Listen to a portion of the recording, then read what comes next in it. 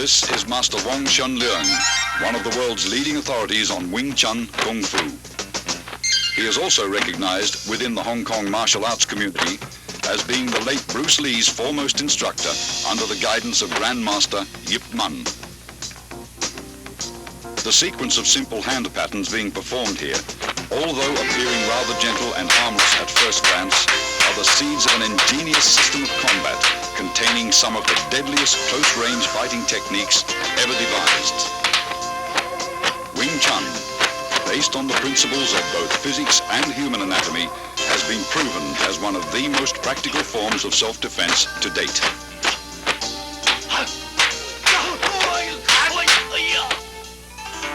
Grandmaster Yip Man was responsible for Wing Chun's world fame. The text you see here, written by him, is the entire history of this southern Chinese system which he introduced to Hong Kong from his native province, Guangdong. The roots of the art go back to the famed Shaolin Monastery, which for centuries was the hub of Chinese martial arts. During the Qing dynasty, Manchu troops killed most of the Shaolin warrior monks and burned down their monastery. Among the few survivors was a Buddhist nun, M.A, who took refuge in the White Crane Temple at Tai-yun mountain. There, according to legend, she created a system of Kung Fu after being inspired by watching a crane and fox in combat. She then taught her deadly art to a woman, Yim Wing Chun, whom the style has been named after. Yip Man, the fifth-generation master who died in 1972, openly propagated what was once a secret style in order to preserve the art from extinction. His disciple, Bruce Lee, credits Wing Chun for being the basis from which his own modern style, Jeet Kune Do, evolved. Wing Chun is a very effective system due to its scientific approach to combat. The style's sophisticated fighting principles are based on both simplicity and the theory of economy of motion or conservation of energy. All the techniques are designed to be structurally faster than other fighting methods, as well as more efficient.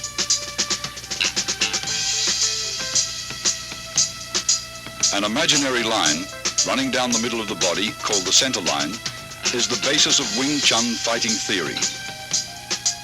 Its path is determined by crossing the wrists while extending the arms first down, then up. This movement is found in the beginning of all three Wing Chun forms. Many of the vulnerable points of the human body are located along the center line.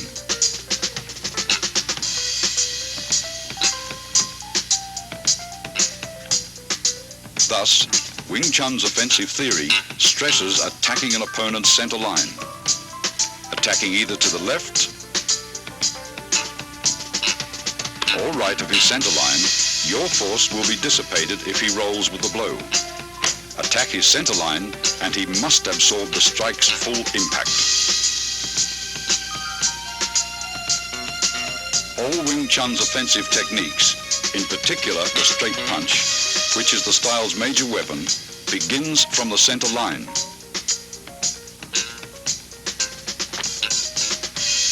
Notice your fists travel along the same path which is perpendicular to the center line.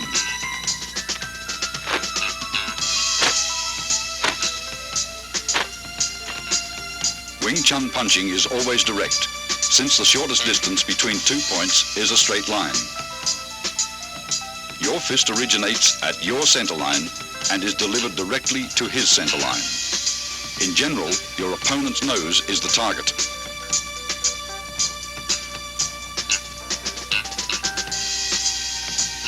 Defensively, Wing Chun stresses the instinctive protection of one's center line through a tight on-guard arm position where the elbow of your lead arm is always a fist distance from the center line. Never is the elbow out since you are left exposed. Though your arm moves to block, your elbow remains a fixed axis.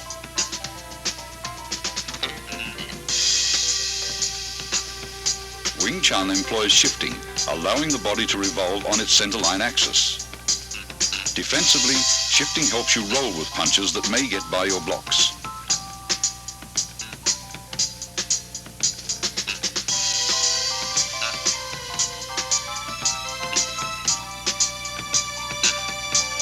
Offensively, shifting creates various angles for attacks that will subtly penetrate an opponent's defenses. Body shifting also increases the distance of your arm's reach.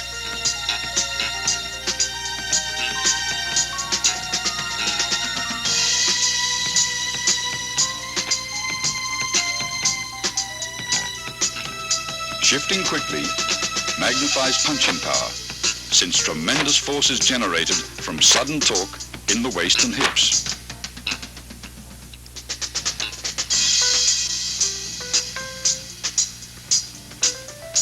Wing Chun is structurally faster than many styles of fighting because it employs simultaneous offense and defense.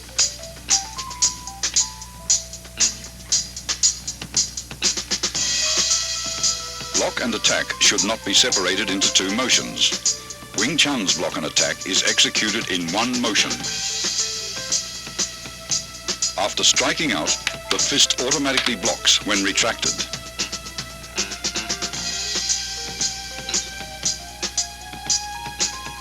A line extended from shoulder to shoulder and perpendicular to the center line forms the four gates. Wing Chun's defensive system trains one to employ various blocks to protect each of the four gates. Here, Master Wong protects his upper right gate as he blocks and punches in a single motion.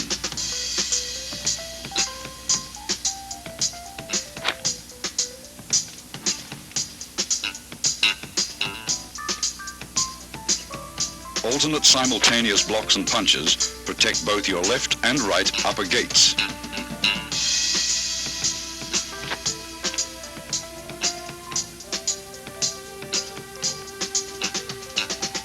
Observe how body shifting is coordinated with both the blocks and strikes.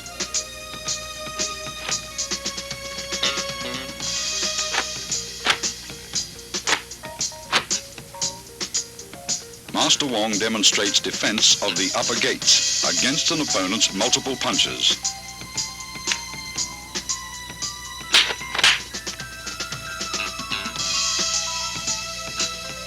Similarly, both left and right lower gates may also be protected with simultaneous alternate blocks and chops.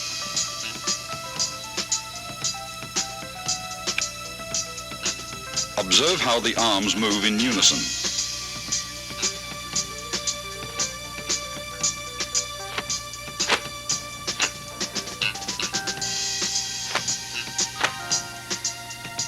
Here, defending his left and right lower gates, he simultaneously strikes with a right chop, then a left punch.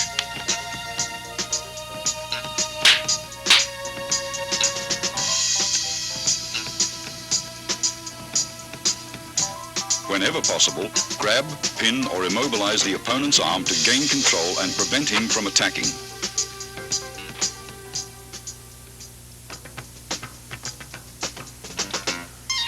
In accordance with the theory of economy of motion, Wing Chun hand techniques defend and block at the same time and are delivered in a bursting series of straight rapid-fire attacks. The basic straight punch begins in front of your solar plexus and is thrust out with your fist at nose level. As one fist punches, the opposite fist retracts. Notice the wrist snapping action, unique to Wing Chun.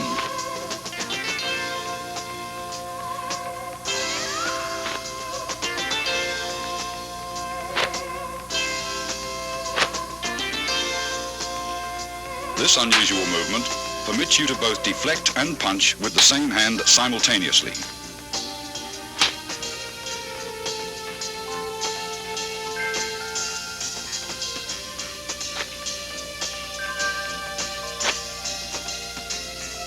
It also creates a powerful shocking force, even from short distances, as seen demonstrated by this 1-inch punch. Execute finger thrusts like punches and keep your fingertips stiffly together. Finger thrusts are either aimed at an opponent's eyes or, as seen here, to his throat.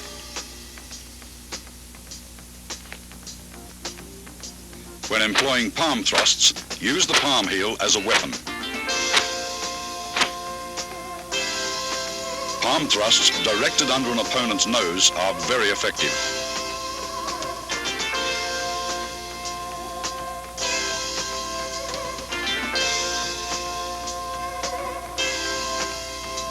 In Wing Chun, force never clashes with force. Instead, the larger force is deflected by a lesser force.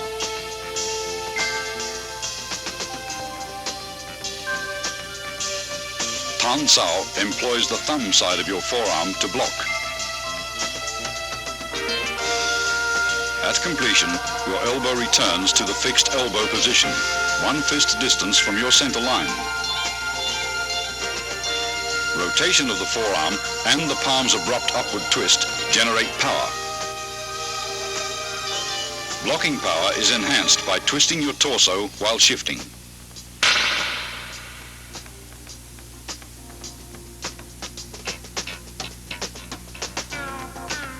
Yun Sao, excellent for training wrist flexibility, is used for changing hand position quickly in combat.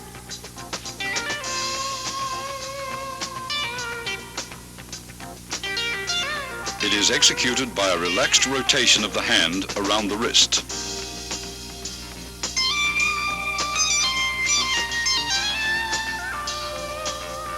This same hand, used to encircle the opponent's attacking arm, can also be used to attack.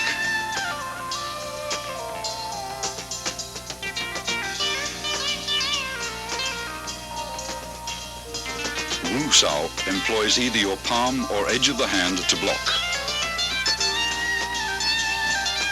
Upon completion, your hand is in a prayer-like position in front of your chest. Wu Sao is the rear guard hand position employed when an opponent's punch penetrates your forward defenses.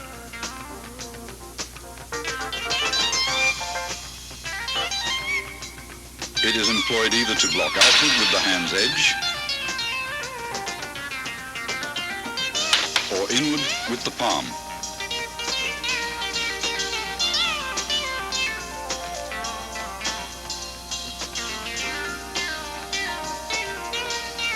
Fok Sao employs the inside of your wrist to block.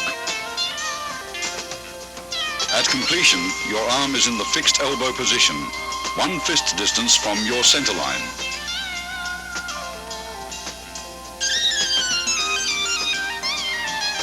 Fok Sao is important in sticking hands practice.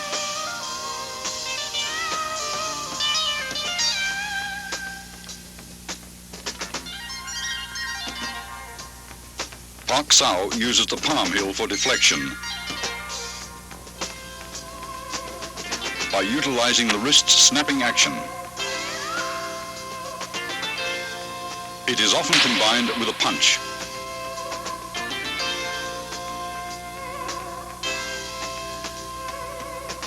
Jum Sao is an oblique downward chopping motion that employs the hand edge or forearm to block.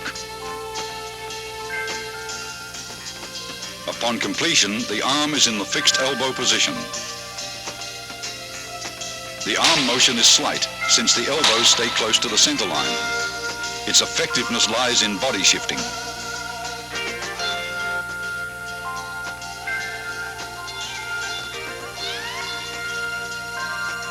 Gan Sao employs the forearm to block low-level and groin attacks by combining both the hinge action of your elbow and body shifting.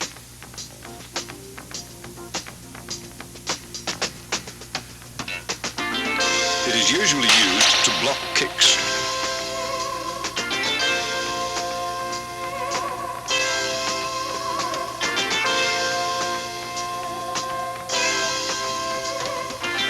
Bong Sao is unusual, since it deviates from the fixed elbow position.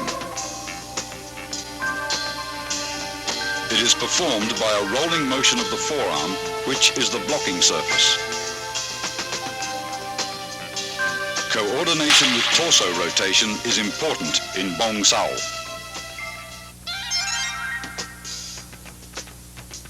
Wing Chun kicks, used for either harassment or closing the fighting gap, always supplement the hands with fast and low direct strikes to the groin, knees or shins. The front heel kick is delivered straight from the ground with a slight snapping action in the knee. Kick direct, but never higher than the midsection. A cross stomp kick uses the sole of the foot to break the opponent's balance, allowing for follow-up hand strikes.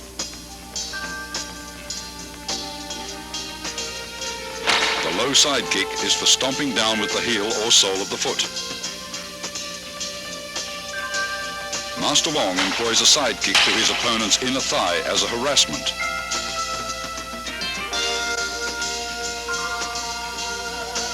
This is a cross stomp kick to side kick combination.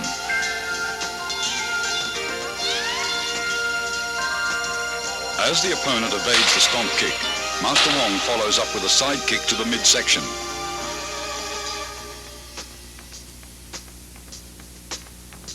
This is a front kick and leg trip combination.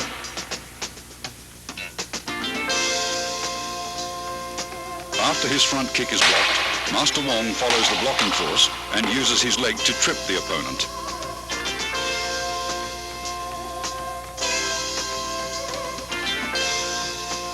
Wing Chun's basic stance is shoulder width or a bit wider. Knees are slightly bent. This natural fighting stance affords both stability and mobility. You should be coiled, ready to burst into an attacking or retreating opponent. Advances and withdrawals are performed by a short shuffling motion of the feet, somewhat like the Western fencing shuffle, where you remain in the same stance throughout.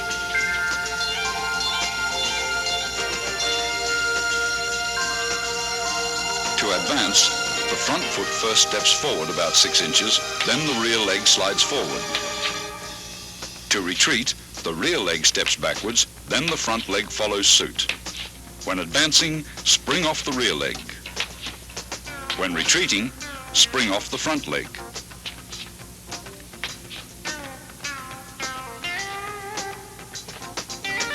Circle stepping differs from the shuffle in that you actually alternate between left and right stances.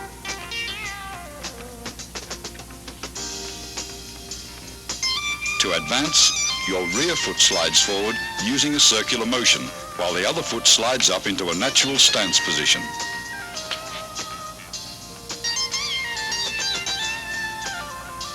Circle stepping is used for cutting off or pressing an opponent who has great mobility.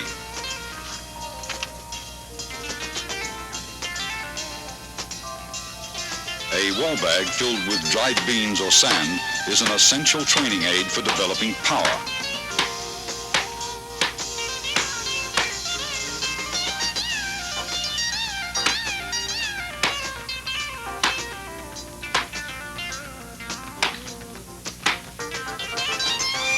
Striking with the fist or palms gives one a feeling of penetration and toughens the skin and bones. Train slowly and gradually.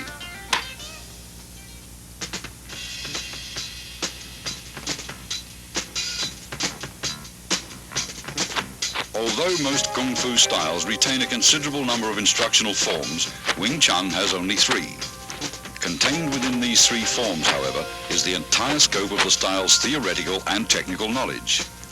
The first form, which is being demonstrated here by Master Wong, is called Siu Nim Tau, or the Little Idea form. Most of these movements would seem so simple and lacking in either speed or power that a novice might well wonder what relationship, if at all, they bear to actual combat. Regardless of appearances, Siu Nim Tau is the foundation upon which the entire Wing Chun system was built. It includes most of the basic techniques discussed earlier: stance, shifting, blocks, punches, and finger strikes, as well as all the underlying scientific principles covering the center line, elbow positioning, and the four gates. Performed slowly from a stationary stance, it permits the student to learn hand coordination on either side of the body. Before attempting to practice this form, first study carefully and thoroughly the previous section on Wing Chun's basic theories. Total familiarity with these all-important principles will greatly accelerate your learning process. Once you feel you understand all the basic concepts, begin practicing the footwork patterns, blocks, kicks, and strikes, first separately, then in combinations until you can execute them naturally and without any conscious effort. Now you are ready to learn Siu Nim Tau. To perform Siu Nim Tau correctly, you should practice a few movements at a time over and over until you feel comfortable with each motion. Continue on to the next set of movements only when you've absorbed completely the movements of the previous set. After having learned all the movements and in order to test your ability, try to run through the entire form in unison with Master Wong. If you succeed in accomplishing this without any hesitations or stops, proceed to the following sections on form applications. Remember, when practicing techniques with a partner, be careful not to injure him or her. Always exercise control. Once you've mastered the basic theories, basic techniques, Siu Nim Tau and its applications, you're ready to advance to the next stage, or Chi Sao.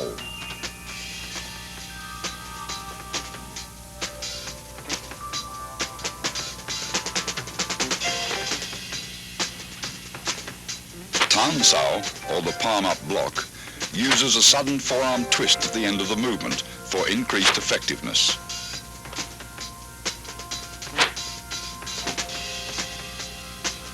Tan Sao is combined with a simultaneous punch.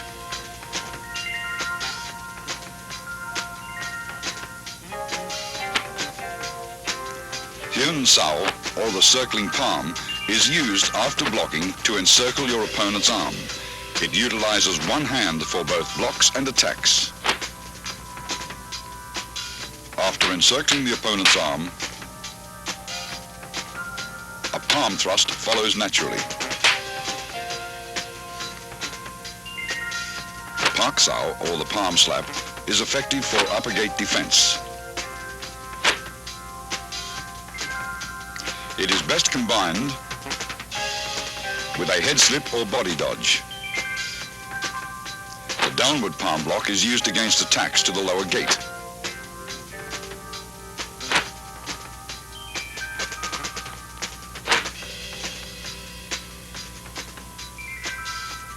It defends against leg and knee kicks. Here, a variation of the downward palm block is used to break out of an attempted elbow lock.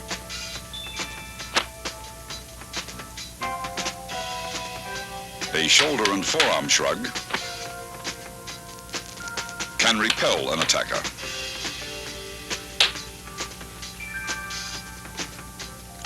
A double rear palm strike is used against attacks from the rear. It is a primary defense against a rear bear hug and can be followed with a throw.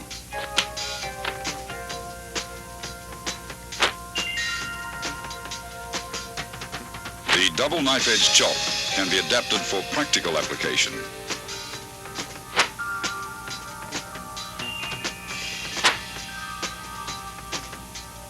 The primary target is the opponent's throat. This is the palm jerk block.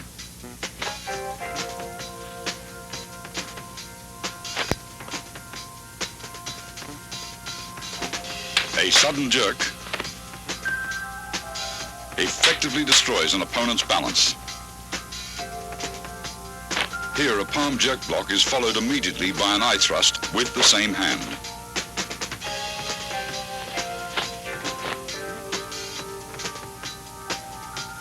The palm jerk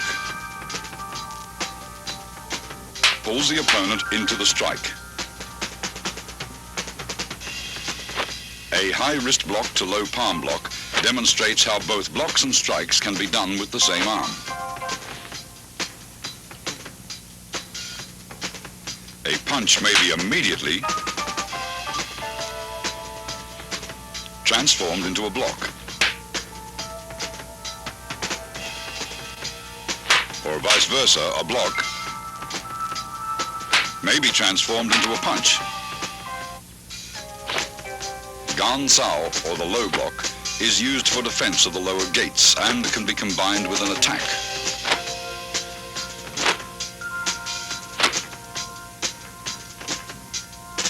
Here it is used along with a knife hand strike. Bong Sao, or the wing arm block, can be followed with a double palm push.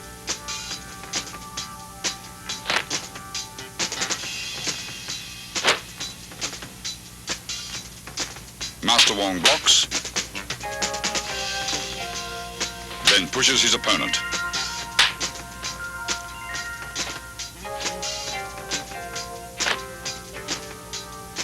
This is a palm jerk in combination with a palm thrust.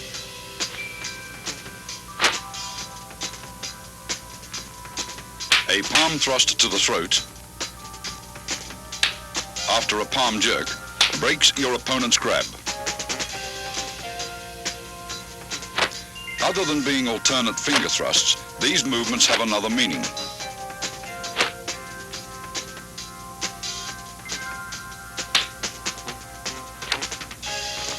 They can be utilized for breaking out of a grab. After the break, they may also be used to strike.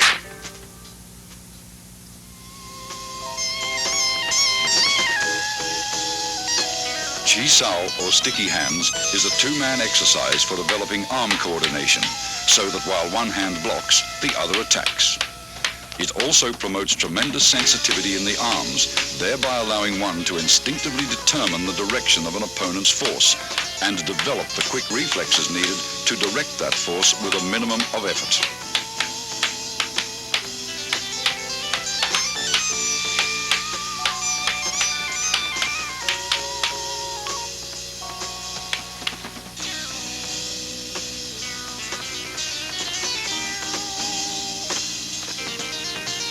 Single arm Chi Sao prepares you for double Chi Sao. Since only one arm is used, you may concentrate on proper arm position and feeling the opponent's flow of force. Tan Sao, a low palm thrust, and Bong Sao comprise the movements executed by partner A.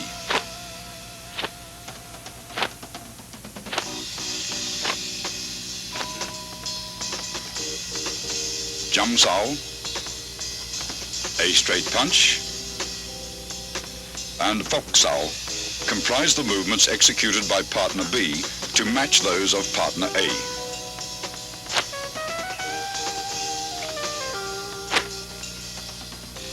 Partner B's Fok Sao rests on A's Tan Sao. Partner A's Tan Sao converts to a low palm thrust, which is blocked by B's Jum Sao. Partner A's Tan Sao changes to a Bong Sao to block B's straight punch. Both partners perform these movements in response to each other's complementary techniques with a firm yet relaxed flow of force.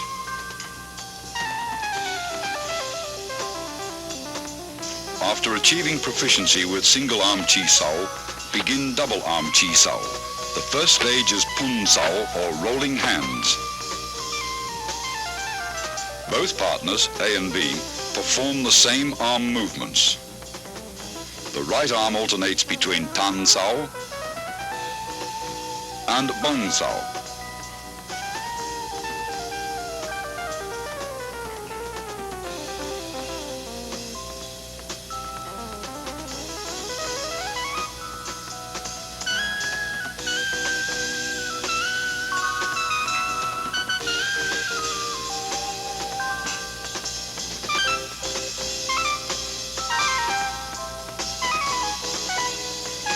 The left arm remains in a Fox Sao position, which in turn alternates from a high to a low position.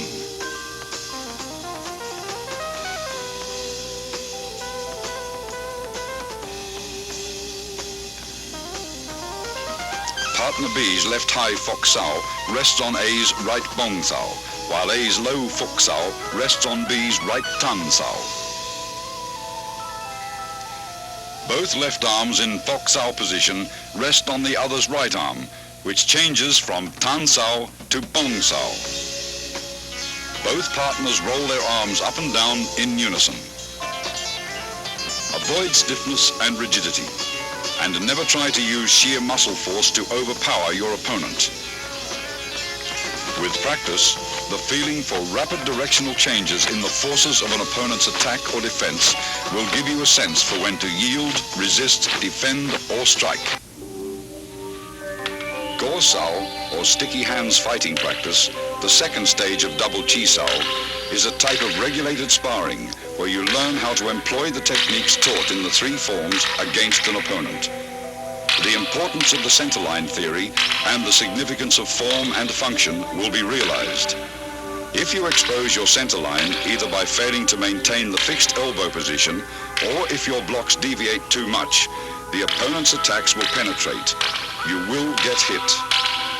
Go Sao hones your fighting techniques so you can react with a different combination of basic blocks and attacks in a free-flow exchange of techniques when the opponent's movements are unpredictable. This liberates you from formal fixed patterns of fighting. You learn to discard all the rules, to adapt and express techniques naturally and spontaneously in the here-now of Go Sao practices. Here are some examples.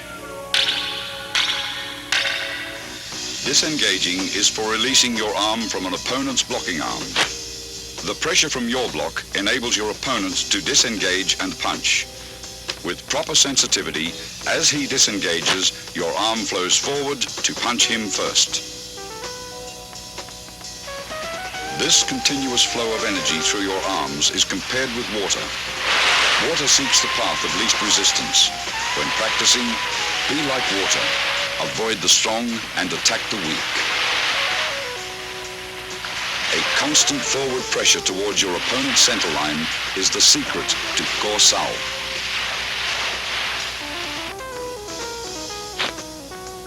If your opponent's arms deviate too far and expose his centerline, automatically penetrate his defenses like water crashing against rocks.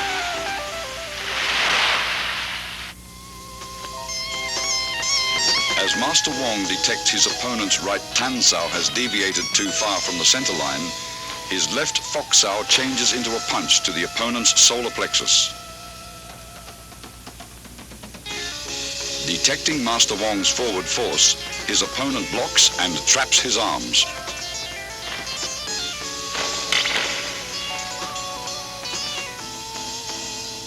Master Wong's left Fox Sao crosses over and traps his opponent's left hand as he presses forward with a right palm thrust to the throat. His opponent counters the technique by parrying the right palm attack with a right grab and trapping Master Wong's arms with a Bong Sao. As his left high Fox Sao reaches across to grab his opponent's left hand, Master Wong's right Tan Sao disengages into a punch. When his opponent feels his left arm being grabbed, he performs a left Bong Sao to Master Wong's punch.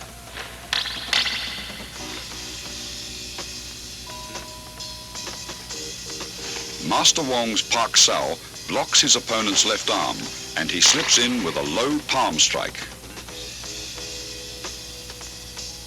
The opponent employs body shifting by pivoting to the right and dissolves Wong's forward rush as soon as he feels Wong's body advancing.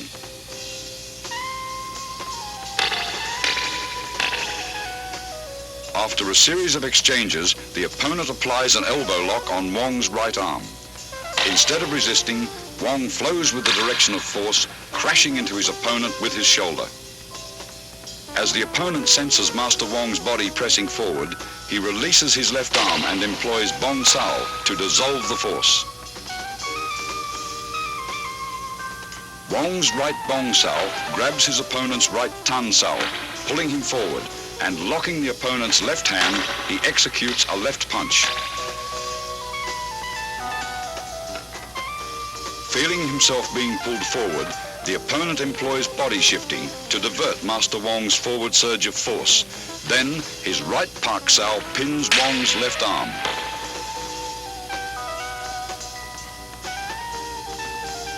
Sensing the opponent is preoccupied with hand techniques, Master Wong suddenly employs a straight heel kick to the midsection. The opponent, alert to both hand and foot attacks, detects Master Wong's kick, sidesteps and delivers an upward palm thrust to the throat.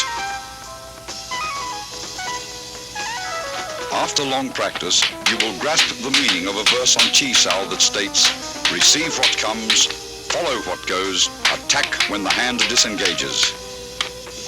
The zenith of Chi Sao is attained when your sense of touch and reflexes are so keen that you can react effectively, even blindfolded. You will have completed Wing Chun's basic training after having mastered the contents of this tape. The more profound levels of the Wing Chun scientific system of combat, as contained within its second and third instructional forms, are to be covered in the following sequel. In addition, the highly guarded secrets of the famous 108 wooden dummy techniques will be analyzed in detail. Wing Chun's refined hand techniques, adapted to the use of advanced weaponry such as the lethal double butterfly knives and the 6.5-point pole forms, are to be demonstrated as well in their entirety.